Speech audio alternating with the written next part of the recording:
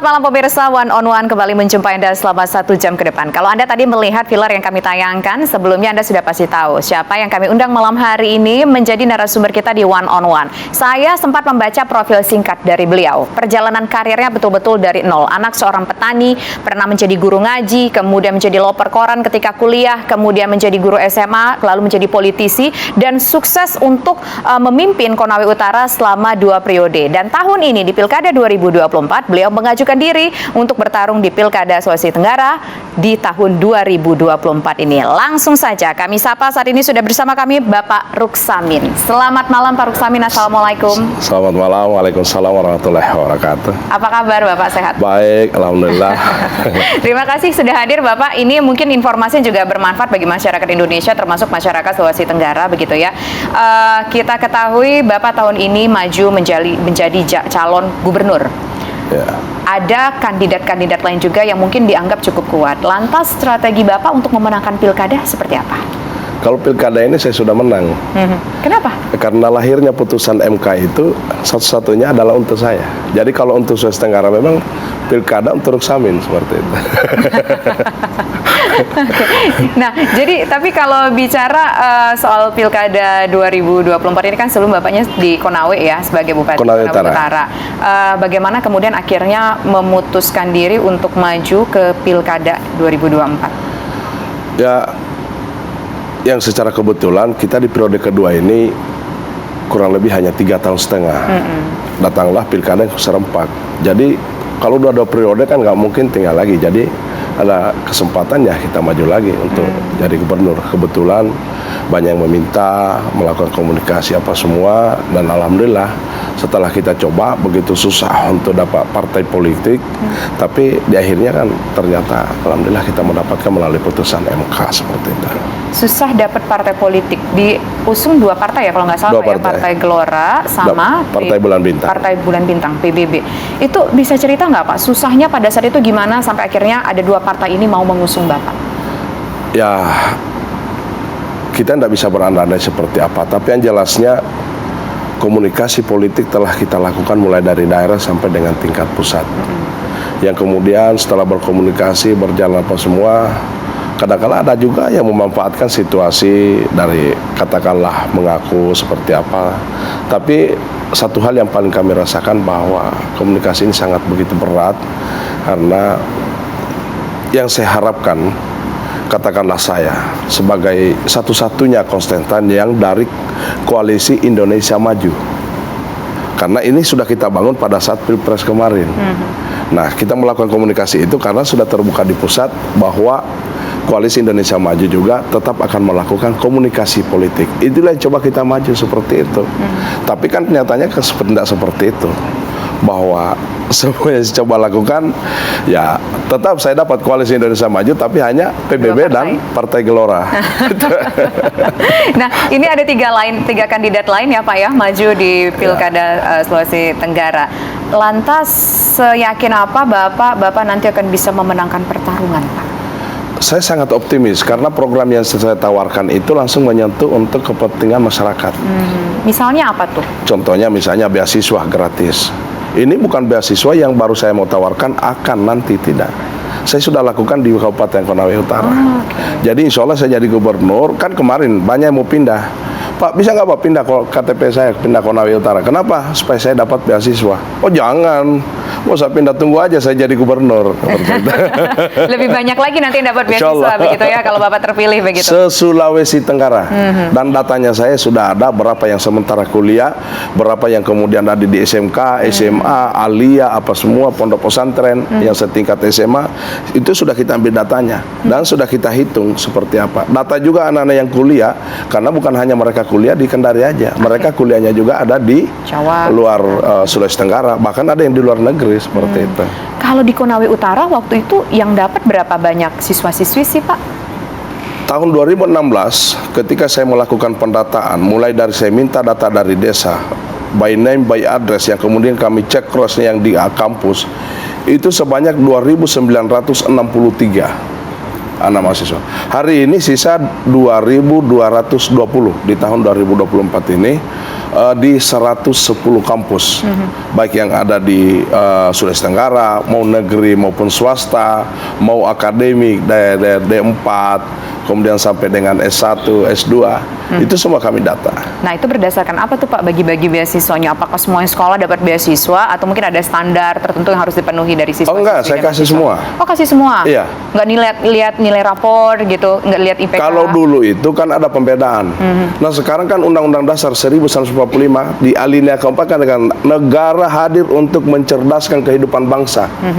Bisa jadi mungkin nilai IP-nya tidak naik, bisa jadi karena persoalannya karena dia lagi macul, lebih banyak waktunya untuk membantu orang tuanya jadi tukang pikul, kayak Ruksamin lah. Zaman dulu. Saya harus bagaimana membagi waktu saya untuk menjadi sales parfum, bagaimana saya membagi waktu saya untuk menjadi loper koran, kapan waktunya saya harus mengajar, mengaji, apa semua, mana waktunya untuk adik-adik. Jadi kira-kira bagaimana kita bisa akan konsen untuk mendapatkan nilai yang bagus. Di sisi lain kita diberi tanggung jawab paling tidak untuk diri kita supaya bisa kita makan untuk malam. Jadi ini beasiswa ini tergerak dari pengalaman masa lalu. Salah satunya ya Pak, adalah yang pengalaman. terpaksa harus mencari nafkah sambil menuntut ilmu begitu ya. Itu pada diri sendiri. Tapi coba kita hitung pada orang tua kita. Berapa ekor sapi yang dia sudah jual, berapa bidang tanah, bahkan perahu, bahkan lapung Petromax pun itu kadang-kala dijual. Orang bapak saya sampai jual, setrika pun dijual. Buat biaya sekolah waktu. Hanya karena untuk malu ketika datang surat sakit kepala. Kira-kira apa lagi kalau pada saat tidak ada. Kondisi yang lalu kan kita tahu. Kita bayangkan, tidak usah, artinya bayangkanlah pada masing-masing diri kita. Kira-kira seperti apa beratnya untuk kita hadapi. Nah ketika di masa saat sekarang ini kita mau beda-bedakan pilah-pilah lagi. Ini adalah negara demokratis. Saya diperintah oleh negara menjadi bupati untuk melayani rakyat saya tanpa membeda-bedakan suku, agama, status sosial atau apapun. Ya, coba saya mau tanya. Nggak usah bilang persoalan petani atau bukan petani, mau jadi kepala dinas atau yang bukan saja. Kalau di saat anaknya datang meminta untuk pada saat pembayaran UKT, pasti pusing Pak, minimal paling tidak pinjaman dulu. Mohon maaf, saya sampaikan seperti itu. Nah ini kan sudah Bapak adopsi ya, sudah Bapak lakukan di Konawe Utara, dan tadi juga disampaikan bahwa program beasiswa ini akan diadopsi juga ke Sulawesi Tenggara. Saya programkan untuk melakukan itu. Diprogramkan seperti itu. Apakah sudah terfikirkan berapa banyak yang dapat? Apakah sama semua anak-anak di Sultra akan dapat beasiswa itu? Saya maksimalkan. Saya maksimalkan. Kalau saya sudah niatkan, saya yakin Allah akan memberikan saya jalan seperti apa untuk memudahkan, karena saya tahu saya ditugaskan juga untuk bermanfaat kepada yang lain. Kalau hal-hal yang baik saya kira pasti ada saja kemudahan. Makanya saya katakan tadi, saya optimis saya bisa menang, Mbak. Karena apa? Ya begitu beratnya saya berupaya dengan 20%, ketika putus MK 10%, alhamdulillah. Berarti ternyata pilkada ini untuk Ruksami. Karena ada kemudahan di akhir-akhir begitu, di akhir-akhir menit begitu ya. Malam Jumat itu saya berdoa. Sampai sholat subuh saya kasih bangun mama saya telepon saya punya adik-adik keluarga semua. Alhamdulillah begitu menurut Pak Ruksamin. Tapi Pak Ruksamin, kita ingin tahu bahwa Bapak ini juga tampaknya menawarkan program-program lain kan ke masyarakat, ke calon pemilih, tidak hanya soal beasiswa tadi. Apa saja mungkin program-program lain? Jadi sektor pendidikan tadi kalau kita mau lihat itu bukan hanya pada beasiswa saja, tapi bagaimana infrastrukturnya. Infrastruktur itu bagaimana bangunannya, bagaimana pagarnya, apanya semua. Setelah itu bagaimana bangku-bangkunya apa semua. Setelah itu infrastruktur lain. Sekarang kan sudah era digitalisasi. Bagaimana kita hadirkan teknologi itu ke dalam sekolah. Bukan lagi kayak ini Ibu Budi yang pakai kapur segala spidol. Sekarang sudah harus bagaimana pakai teknologi yang kita siapkan, smart classroom apa semua. Nah terlepas dari itu kemudian kita siapkan sumber daya gurunya. Karena kalau gurunya hanya dari itu tiap hari gitu terus dia harus ditambah bagaimana ilmunya. Nah hadirkan, kita siapkan, saya bagikan laptop. Nah ini juga saya programkan. Laptop untuk siapa Pak? Bagian untuk guru-gurunya semua. Guru-guru kalau di sekolah PNS dapat laptop. Kalau di sekolah kan sudah ada Chromebook, sudah ada kita punya smart classroom yang mereka pelajari dibagikan pada saat sekolah. Nah guru-gurunya harus disiapin laptop supaya dia bisa paham, dia bisa ngerti. Infrastrukturnya juga kita bagaimana menyiapkan dia punya paket internetnya apa semua. Nah ini harus betul-betul paripurna. Belum lagi bagaimana gurunya kita sejahterakan juga mereka. Dan itu saya lakukan di Konawe Utara. Pertama saya datang, ada satu sekolah, hanya satu kepala sekolahnya. Dia gurunya, dia juga tukang pegang kunci, dia tukang sapu. Hanya satu. Kira-kira bagaimana membagi diri menjadi 6? Sejago-jagonya orang membagi cinta 2 tidak akan bisa seperti membagi satu orang guru untuk 6 kelas. Oke, concern pertama adalah pendidikan begitu. Pendidikan. Concern selanjutnya apa? Karena kan kalau untuk membangun sebuah provinsi menjadi lebih baik lagi, bukan hanya pendidikan saja. Oke, pendidikan paling penting, tapi ada aspek lain juga yang harus kita perhatikan. Apa saja Bapak? Nanti kita jawab usai jeda berikut. Pemirsa, kami kembali sesaat lagi. Kita masih bersama dengan Pak Ruksamin selaku calon gubernur Provinsi Sulawesi Tenggara, pemirsa. Pak Ruksamin, sebelum kita bicara program-program lain yang juga dirasakan prioritas begitu ya, ketika nanti seandainya Bapak terpilih menjadi gubernur, kita tadi bicara soal dunia pendidikan. Nah, Bapak mengatakan bahwa dunia pendidikan ini sangat penting sekali, infrastruktur harus didukung, teknologi juga harus didukung. Tapi kita lihat kondisi sekarang, pemirsa, ini miris. Siswa MI di Buton Tengah belajar gedung sekolah nyaris ambruk. Nah, ini infrastrukturnya nih juga jadi PR nih kayaknya Pak. Kemudian memprihatinkan, RKB SDN 2 Baruga rusak berat, pemirsa. Itu atapnya udah pada bolong-bolong, itu bahaya banget kalau sampai atapnya jatuh ke bawah, pemirsa. Kemudian juga ini tadi berita yang sama, gedung RKB SDN 2 Buke rusak berat, ancam keselamatan siswa dan guru. Oke, itu adalah beberapa kondisi infrastruktur ya Pak, gedung pendidikan yang berada di Sulawesi Tenggara. Bagaimana Bapak merespon ini? Apakah ini akan menjadi hal yang langsung dibereskan sebelum kita bicara soal bagaimana teknologi dan digitalisasi ataupun beasiswa? Dalam pembagian tugas tanggung jawab di pendidikan itu sudah jelas. Kabupaten itu mengurusi pendidikan dasar, mulai dari TK, SD, sampai SMP. SMA itu tanggung jawab provinsi. Kemudian universitas itu larinya ke pusat. Nah, melihat seperti tadi itu adalah tanggung jawab masing-masing kabupaten kota. Nah, bagaimana peran, apakah misalnya kalau menjadi seorang gubernur tidak ada tanggung jawab itu? Tetap ada, tidak bisa lari. Posisi sebagai seorang gubernur itu adalah perwakilan pemerintah pusat yang ada di daerah. Inilah yang kemudian kita bagaimana mengkoordinasikan, melihat situasi seperti yang terlihat itu, kita lakukan rakor. Nah, bicara masalah pendidikan ini bagusnya kita ditopang dengan anggaran. Dia mandatory spending 20%. Kira-kira gimana? Infrastruktur saja bisa kita kerjakan. Bukan hanya persoalan kita membangun itu bahwa hanya jalanan apa semua, tetapi pendidikan kan ini yang paling dasar sekali. Karena apa? Coba kita rasakan kemarin. Ketika sekarang kita diterpa yang namanya kemiskinan ekstrim, datang stunting, datang pokoknya macam-macam lah. Nah, kita runut ke belakang, tidak ada lain, pasti persoalan sumber daya. Itu yang paling utama. Nah, kenapa ini yang kemudian sudah ditopang dengan 20% tadi, yang kemudian tidak bisa kita lakukan? Tinggal kita duduk, kita rakorkan dulu. Kita buka satu-satu seperti apa infrastruktur pembangunan, khususnya fisik infrastruktur dari sekolah itu sendiri. Makanya saya pertama jadi bupati, ketika saya datang lakukan, itu saya minta supaya diakreditasi dulu semua sekolah. Karena dari akreditasi tersebut akan ketahuan, pertama dari segi bangunannya, apakah layak atau tidak. Yang kedua, dari segi tenaga kependidikannya, apakah sudah cukup dan layak atau belum. Yang ketiga, bagaimana infrastruktur pendukungnya terhadap penerapan untuk pelaksanaan kurikulumnya apa semua. Apakah sudah cukup atau belum. Karena ini betul-betul harus bagaimana gunungnya tepat, alatnya pas, kemudian yang mengoperasionalkan harus jelas. Seperti itu. Jika itu tidak, maka dia akan kelihatan, oh ini A, B, C, D apa semua. Dari inilah kemudian kita merencanakan saya harus melakukan apa dulu di mana untuk supaya terstruktur bagus perencanaannya. Oke, baik. Tapi bisa kita katakan meskipun gedung pendidikan dasar itu tanggung jawab dari pemerintah kabupaten ataupun kota, tapi bukan berarti nanti kalau seandainya Bapak terpilih, Bapak akan lepas tangan gitu aja. Oh, ini bukan tanggung jawab pemerintah provinsi gitu ya, Pak ya? Enggak bisa. Tetap itu kita kan pemerintah pusat yang ada di daerah. Ya, kalau saya kampung misalnya saya panggilkan sekarang kadang-kadang susah bupati dipanggil ketika datang rapat. Ya udah saya turun aja. Saya turun aja, apa susahnya? Kira-kira saya turun kemudian saya datang kemudian lihat apa semua. Kayak Pak Jokowi. Malu nggak? Kira-kira kalau datang seorang gubernur atau presiden atau menteri kemudian melihat kita punya bangunan sebenarnya. Habis itu buka APBD-nya. Ya kan? Kita evaluasi.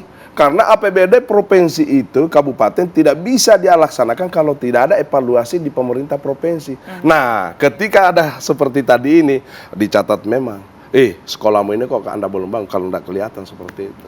Kecuali kita nggak punya nurani lah untuk melihat di bawah seperti itu. Tadi Bapak juga menyinggung soal stunting ya, pendidikan, sudah kita bahas. Tapi soal stunting ini bagaimana Pak? Concernnya Bapak kalau nanti terpilih jadi gubernur akan seperti apa untuk stunting? Kita kan ada target, 2024 harus 0. Apa yang akan dilakukan untuk mencapai target 0 stunting? Laksanakan, tidak ada lain.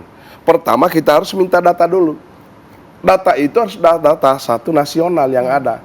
Jangan pula dari yang kita membuat data di kabupaten, tidak. Persepsi itu satu.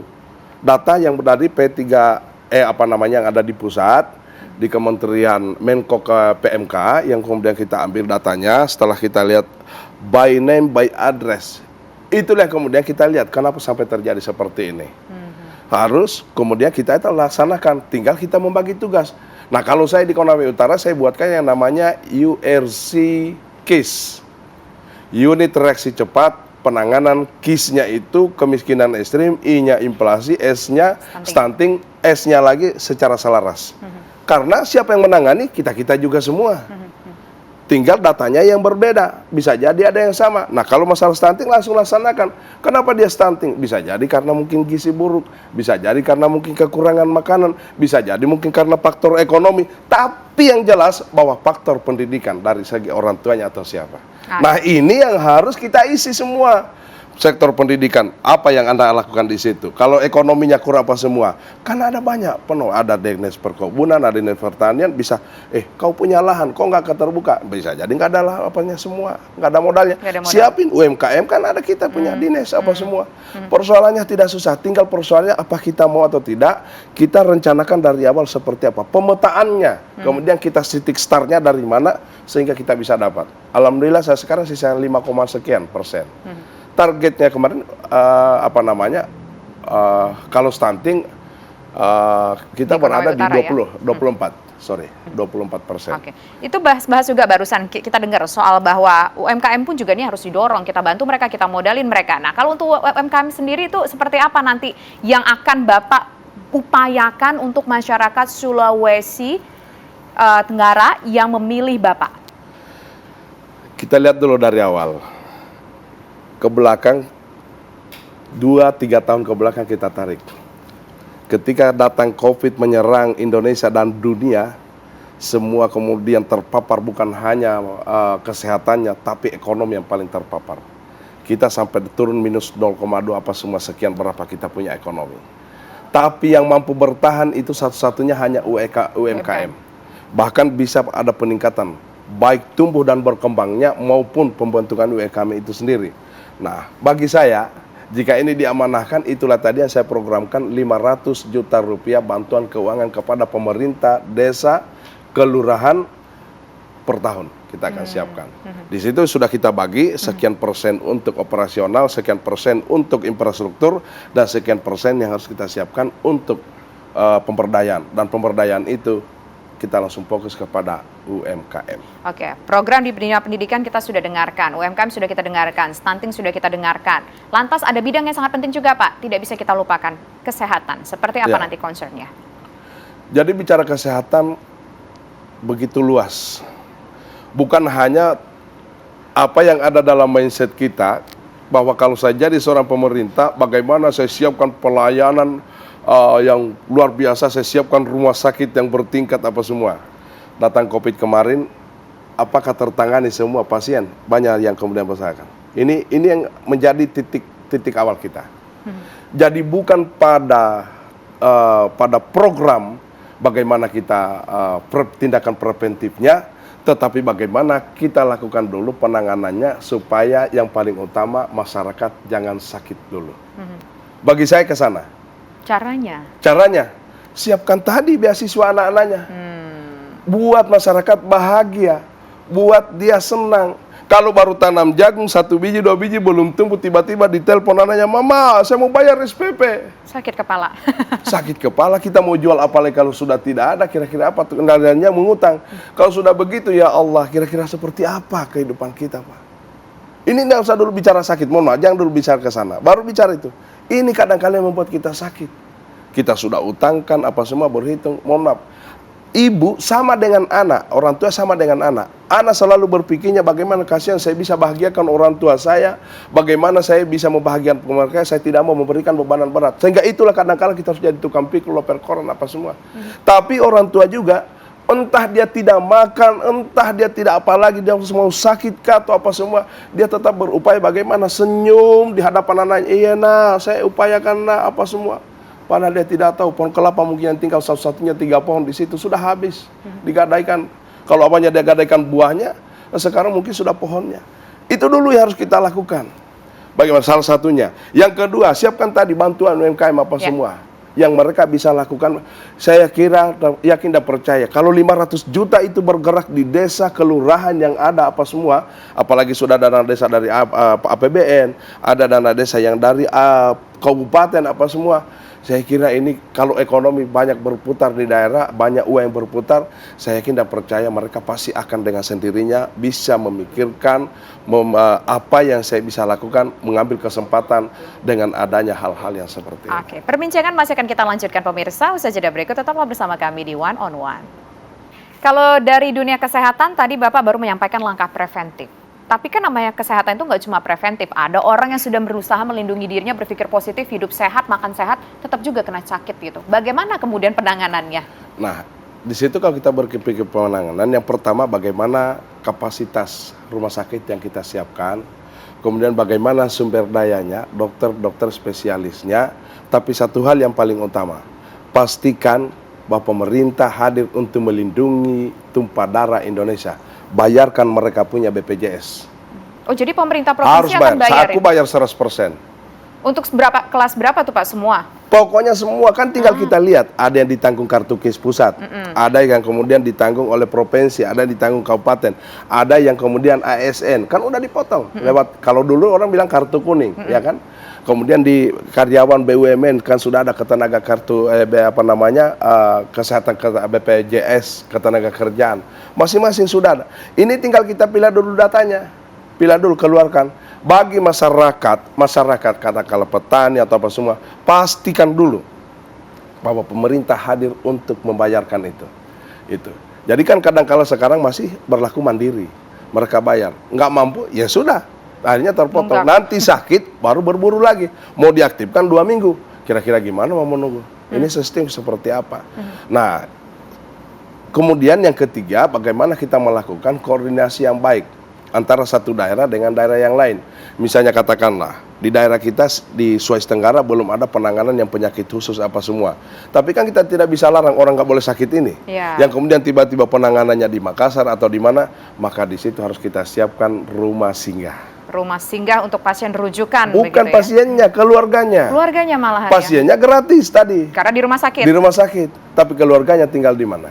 Ini juga harus kita siapkan. Nah, pada saat sebelum masuk atau kalau sudah keluar dari rumah sakit, itu masa pembenahan, itulah tadi untuk pasiennya seperti itu. Oke, nah isu kesehatan sudah kita bahas pemirsa. Lantas, kalau kita ketahui juga bahwa di Sulawesi Tenggara itu kan banyak perusahaan-perusahaan penambangan besar begitu ya. Iya. Nah, sebelum kita bahas ke sana pemirsa, kita lihat dulu cuplikan berita informasi berikut ini yang kita saksikan. Lingkungan di Sulawesi Tenggara terancam limbah tambang nikel, yang kamu rusak adalah masa depannya. Kemudian kita lihat pemirsa, selanjutnya tercemar tambang nikel, warga desa di Kolaka Utara mengungsi. Ya. Yang kita rusak adalah masa depan. Tambang memang mungkin memberikan uang yang luar biasa. Yang kita rusak masa depan, yang kita rusak lingkungan, dan warga tuh terpaksa harus meninggalkan tempat tinggalnya begitu. Apa yang akan Bapak lakukan untuk persoalan pencemaran lingkungan dari tambang nikel ini? Jadi ini juga saya senang sekali karena yang sering dihantam persoalan isu ini adalah saya sebagai bupati. Yang pertama, kalau kita bicara kewenangan, pemerintah daerah sudah tidak ada kewenangan di bidang pertambangan. Di pertambangannya, jadi kata pengeluaran isinya, apanya semua, itu sekarang kalau kita lihat khusus untuk nikel, tambang itu semua sudah berurusannya di pusat. Tapi masih ada tanggung jawab pemerintah kabupaten, provinsi juga ada seperti itu. Nah, yang langkah-langkah yang harus kita ambil, pertama mari dulu kita duduk dan samakan persepsi. antara pemerintah kabupaten, provinsi, dan pusat. Supaya dibagi dulu tugasnya. Tugasnya siapa yang melakukan apa di mana supaya jelas. Ya kan? Karena ini mohon maaf, kadangkala kita di daerah tidak begitu sejalan. Tidak begitu sejalan. Karena masing-masing ada di daerah yang vertikal. Dia juga laksanakan tugasnya sesuai dengan tupoksi dan dia bertanggung jawab kepada instansi vertikalnya. Kita juga yang sebagai pemerintah daerah ada kewenangan karena itu wilayah kita. Ada kewenangan karena itu masyarakat kita. Nah, ini harus betul-betul kita duduk sama-sama kemudian kita bicarakan. Perencanaannya seperti apa, pelaksanaannya seperti apa, pengawasannya seperti apa, siapa yang akan turun ke sana. Katakanlah di lingkungan. Lingkungan sudah betul-betul sudah tercemar. Kita paling banter pemerintah daerah mengeluarkan rekomendasi kepada Gakumdu apa semua. Rekomendasikan kepada kementerian ini supaya dicabut. Tidak ada kewenangan kita seperti itu. Nah, inilah yang saya ingin duduk sama bicara. Tapi kalau untuk mereka yang sudah terlanjur terpaksa mengungsi, itu akan jadi begini. Untuk bicara penambangan, tidak akan mungkin kita akan hindari ini, tidak akan mungkin kita menghentikan. Karena ini adalah salah satu juga proyek yang menjanjikan untuk bagaimana kita bisa mendatangkan keuangan dalam rangka pembiayaan pembangunan. Dan itu salah satu sektor andalan kita, khusus pengelolaan sumber daya alam. Tetapi yang dibutuhkan di sana bagaimana manajemennya, bagaimana penata usahanya, bagaimana pelaksanaannya, sampai dengan pengawasannya. Itu betul-betul negara harus hadir, masyarakat bagaimana dilibatkan supaya mereka terlibat dalam bentuk pengawas seperti apa. Jangan justru masyarakat yang jadi objek. Korban. Nggak seperti itu. Kalau dari segi pengawasan, dari segi tata laksana, pernah dengar nggak Pak, ada banyak perusahaan tambang yang nakal dalam tanda kutip?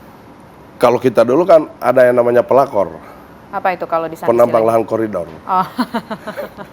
Banyak itu Pak? Ya banyak. Tapi kan kita tidak bisa apa-apa. Tidak bisa apa-apa. Nggak bisa apa-apa karena memang kewenangan nggak ada.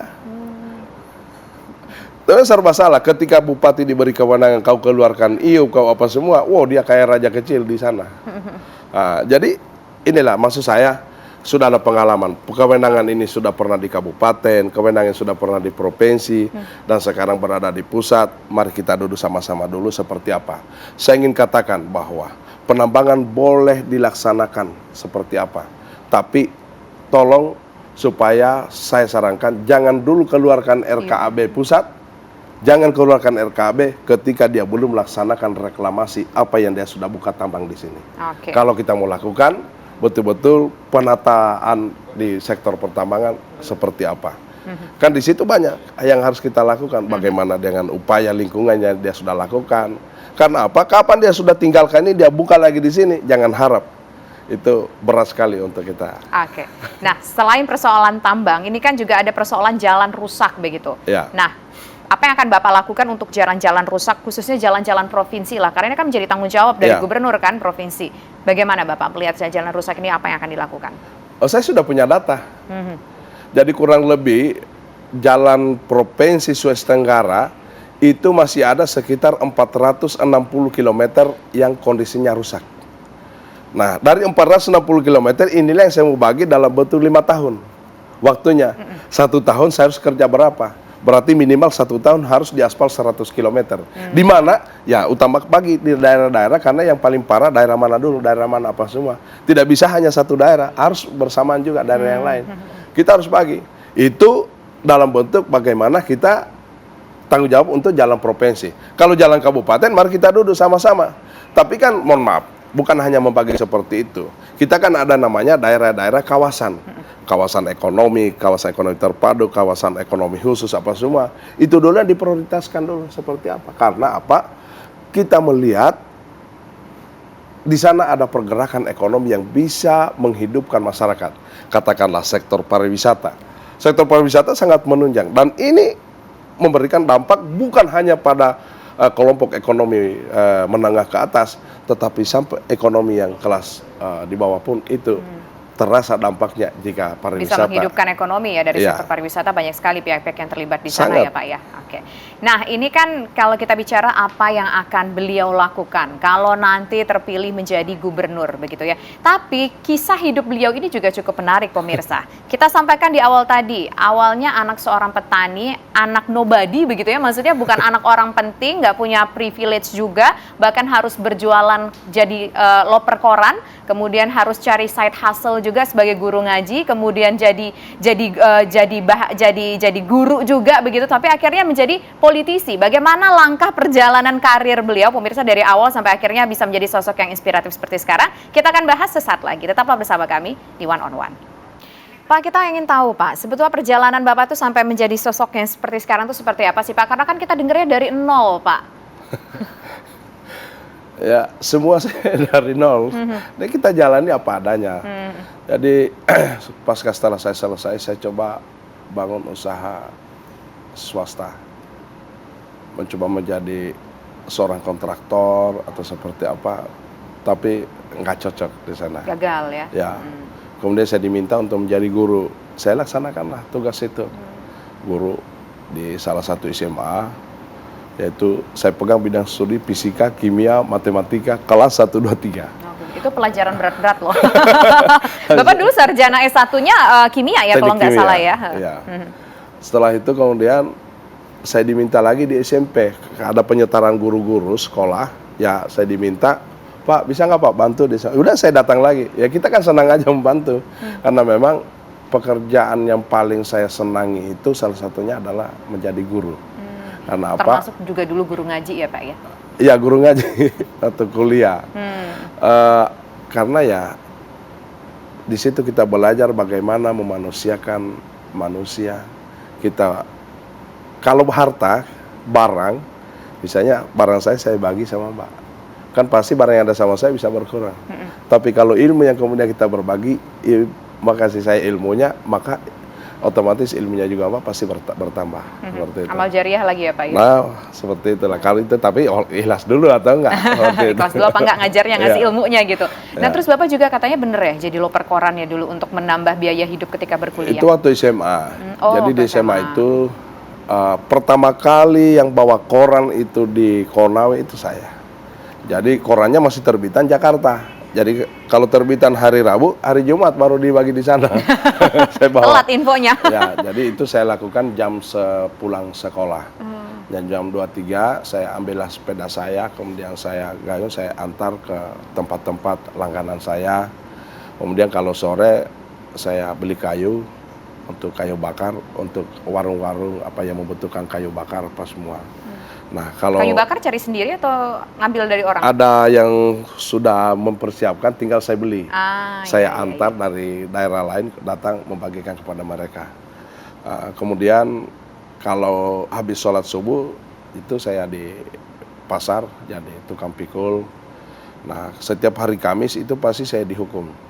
Kenapa dihukum? Karena saya terlambat masuk sekolah. Karena kalau hari pasar itu kan di sana pasarnya itu hari Minggu sama hari Kamis pada saat itu.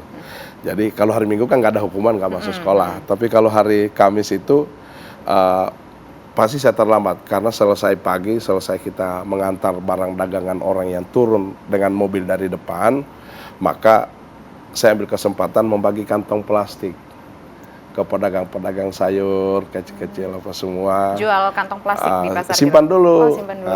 Nanti selesai pasar sudah mau bubar apa semua baru kita ambil kembali. Kan ketahuan berapa yang dipakai, itulah yang dibayar.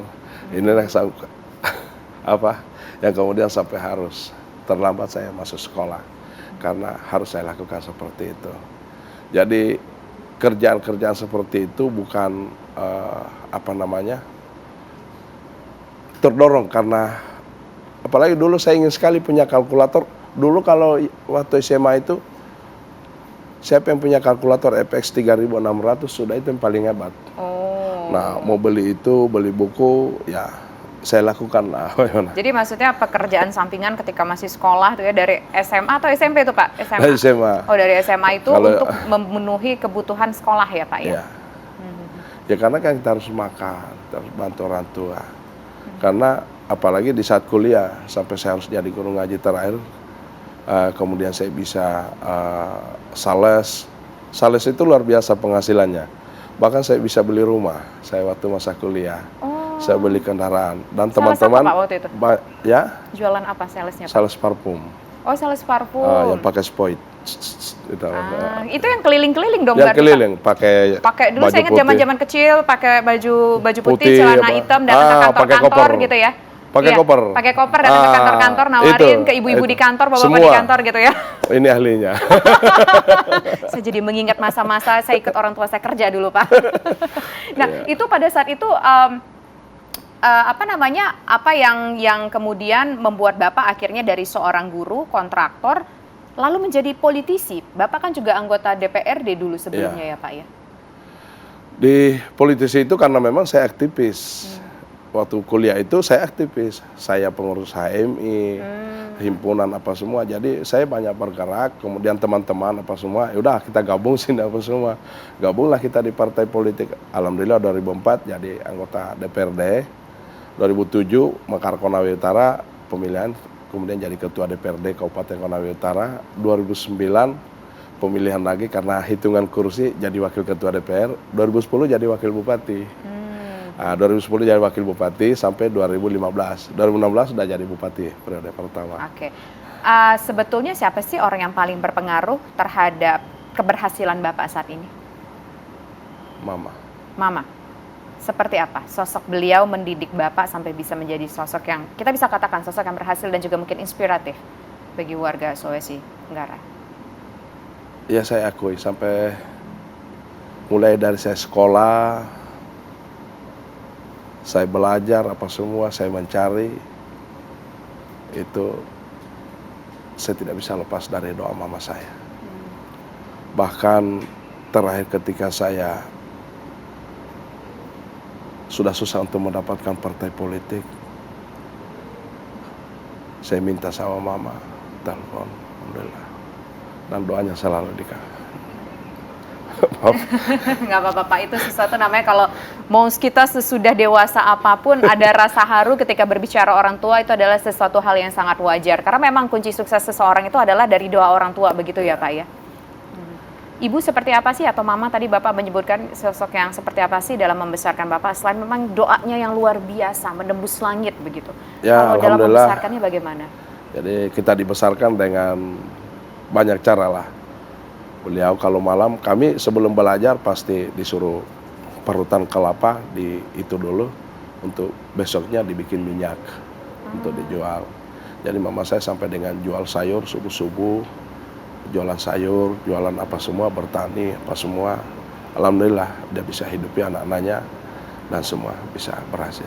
Dan saya rasakan sekali, saya jadi pemerintah pun sekarang di Bupati, ketika saya ada sesuatu yang ingin saya lakukan kemudian terhambat, maka yang saya telepon adalah mama, bantu saya. Sekarang dia banyak sakit. Oh, beliau lagi sakit, semoga lekas sembuh ya, Pak ya. Nah, nggak apa-apa, mau minum dulu nggak apa-apa, Pak. Kita tarik nafas dulu nggak apa-apa, mau minum dulu Pak, silakan Pak. Maaf. Karena kalau memang pemirsa kalau bicara soal orang tua itu siapapun pasti akan merasa haru. Karena kalau kita lihat memang perjalanannya, orang yang sukses itu pasti selalu punya bakti yang baik ke orang tua dan menghargai orang tuanya. Apa-apa minta orang tua gitu, bukan Bapak aja merasakan, saya pun juga kalau ada apa-apa selalu minta doa orang tua, begitu ya Pak ya. Nah, kalau misalkan itu kan dari segi perjalanan hidup, siapa yang paling berpengaruh tidak bisa dipungkiri adalah seorang ibu, orang tua kita. Tapi kalau untuk perjalanan karir politik, siapa sih Pak yang menurut Bapak yang menjadi sosok yang mendorong Bapak dan juga cukup inspiratif?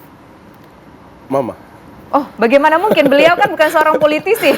Iya, bukan seorang politisi, tapi dia paham betul langkah politik apapun yang saya akan ambil.